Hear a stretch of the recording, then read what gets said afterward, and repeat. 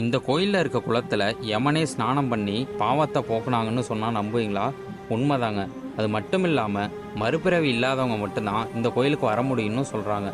மார்க்கண்டேயர் முக்திக்கு பிறகு யமன் சிவலிங்கத்திற்கு பாசக்கயிறு வீசிய பாவம் போக்க சிவனின் ஆணைப்படி இக்கோயிலின் தீர்த்தத்தில் ஸ்நானம் செய்தால் பாவம் நீங்கும். இத்தீர்த்தம் யம தீர்த்தம் என்று அழைக்கப்படுகிறது. திருமண பிராப்தம் வழிபாட்டு திருத்தலமாக அமையப்பட்டிருக்குங்க. கோயிலில் இருக்க மூலவர் பேர் சர்க்குணேஸ்வரர், அம்பாள் பேர் சர்வாங்க சுந்தரி. இந்த கோயில் மரண பய நிவர்த்தி ஸ்தலம்னு அழைக்கப்படுது. இந்த கோயிலில் சிறப்பு என்னன்னு பார்த்துக்கிட்டிங்கன்னா, அர்த்தநாரீஸ்வரர், விநாயகர், முருகன், விஷ்ணு, பிரம்மா, சிம்மவாகினி மற்றும் ஹனுமான் இருக்காங்க.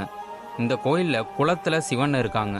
இந்த கோயில் எங்கே இருக்குன்னு பார்த்துக்கிட்டிங்கன்னா, கும்பகோணம் டு இரவாஞ்சேரி பக்கத்தில் சர்க்குணேஸ்வரபுரம் எனும் ஊரில் தாங்க இருக்குது. இதே மாதிரி கோயில் தகவல் தெரிஞ்சுக்க நம்ம சேனலை ஃபாலோ பண்ணுங்கள்.